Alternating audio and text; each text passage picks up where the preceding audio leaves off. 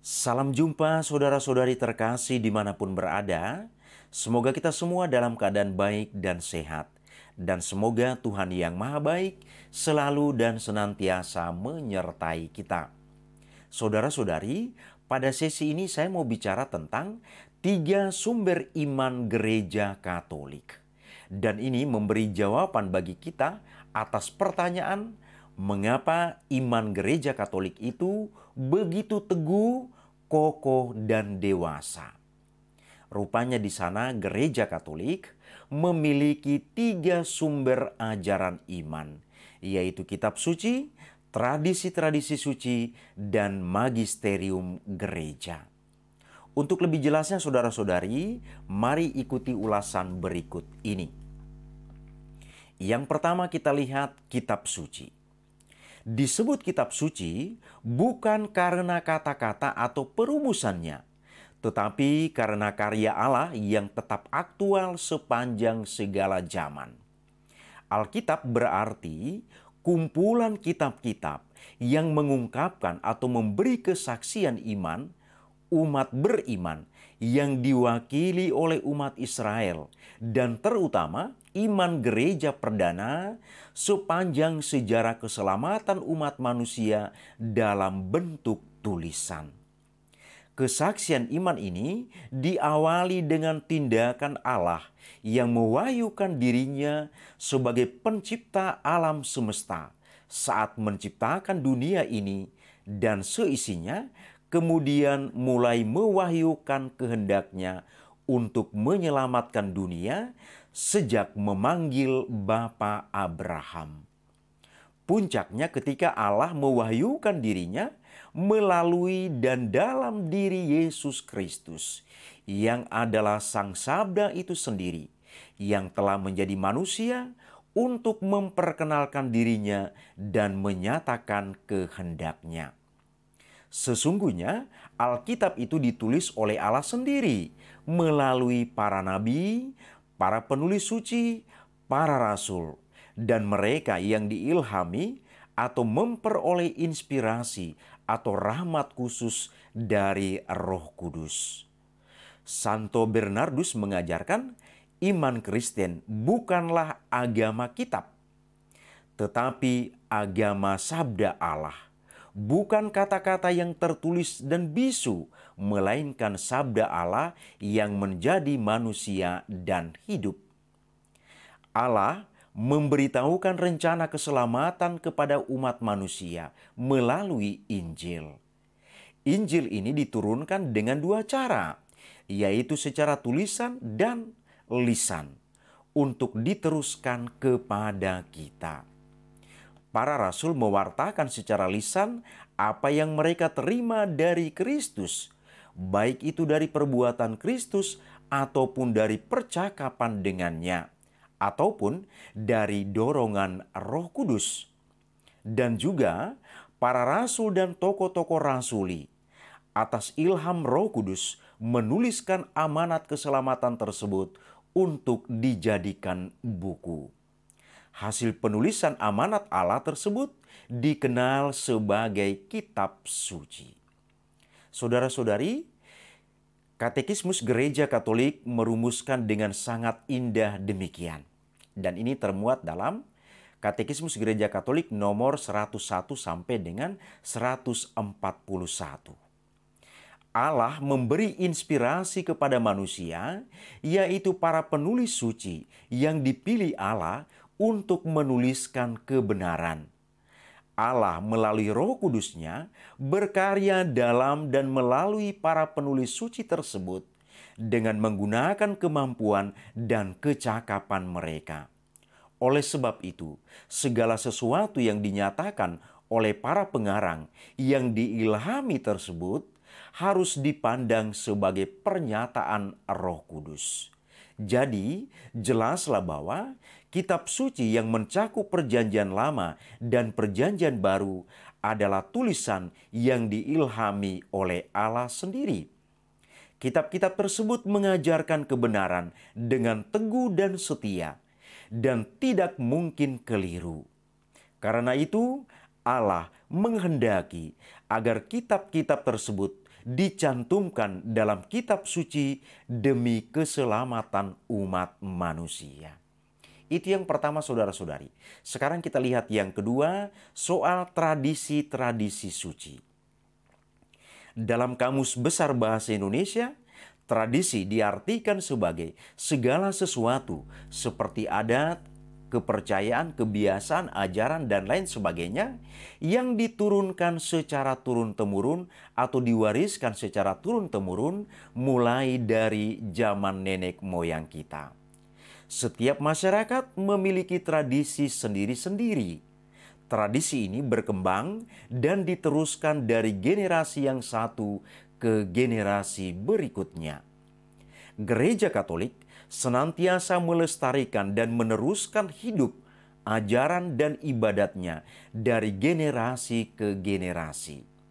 Proses penerusan atau komunikasi iman dari satu angkatan kepada angkatan berikutnya dan di antara orang-orang seangkatan, itulah yang disebut dengan tradisi. Tradisi berarti penyerahan, penerusan, dan komunikasi terus-menerus. Tradisi bukan suatu yang kolot atau sesuatu yang kolot dari zaman dahulu, melainkan sesuatu yang masih terjadi sampai dengan saat ini juga. Kita tahu selama hidupnya, Yesus Kristus tidak pernah menuliskan sebuah buku. Ia menyampaikan ajarannya dengan lisan dan perbuatannya yang kemudian diteruskan oleh para rasul. Supaya pesan Injil ini dapat diturunkan secara utuh dan hidup di dalam gereja, para rasul menunjuk uskup-uskup untuk menggantikan mereka dan menyerahkan kepada mereka kedudukan untuk mengajar. Penerusan ajaran Injil ini yang terjadi di bawah kuasa Roh Kudus disebut sebagai tradisi suci.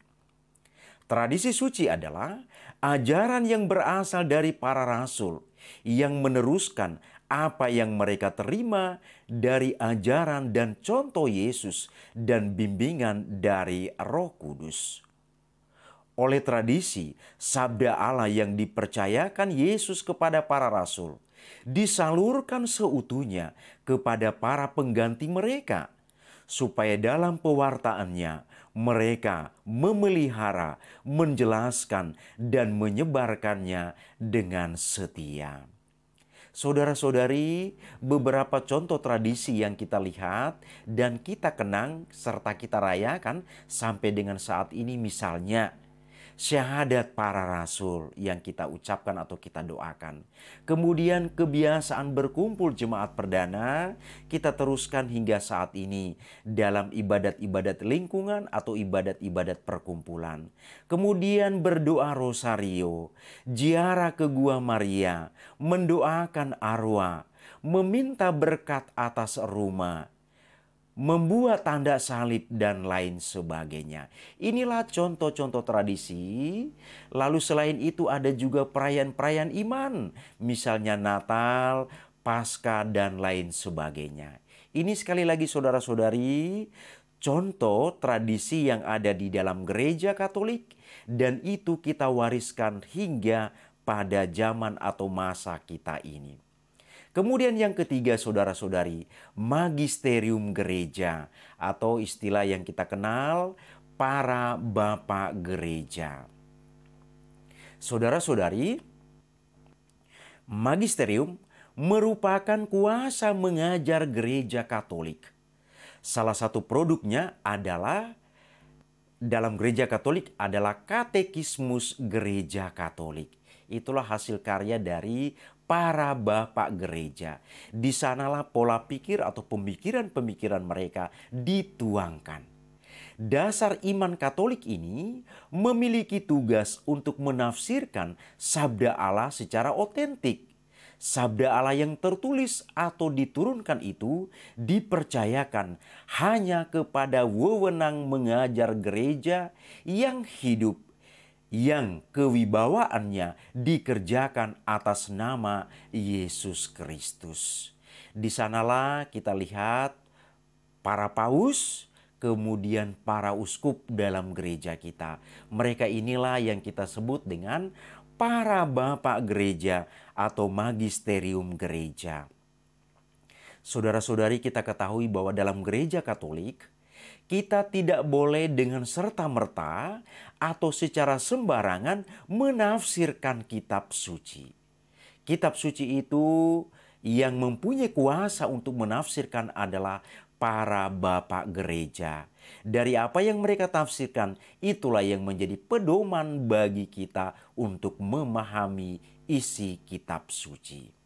Saudara-saudari, gereja Kudus, Katolik, dan Apostolik adalah yang memegang teguh wewenang mengajar ini, supaya tidak salah tafsir.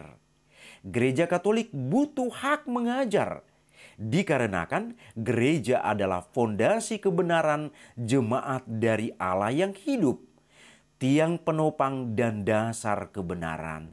Ini kita lihat dengan jelas dalam surat pertama kepada Rasul Paulus kepada Timotius, bab 3 ayat 15. Dan terhitung dikarenakan Yesus sendiri memberi wewenang itu kepada Petrus secara istimewa. Ini dalam Injil Matius bab 16 ayat 18 sampai dengan ayat 19.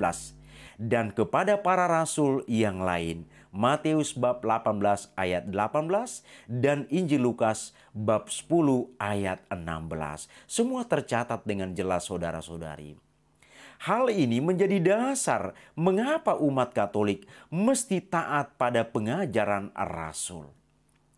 Tritugas gereja adalah mengajar umat Katolik tentang ajaran dari gereja yang satu, kudus, Katolik, dan Apostolik. Pengajaran magisterium adalah perihal yang konkret dan terus berkembang tanpa membuat umat bingung. Magisterium adalah salah satu wewenang gereja Katolik, yaitu mengajar. Dan salah satu produk dari magisterium yang kita lihat di atas tadi adalah katekismus gereja Katolik.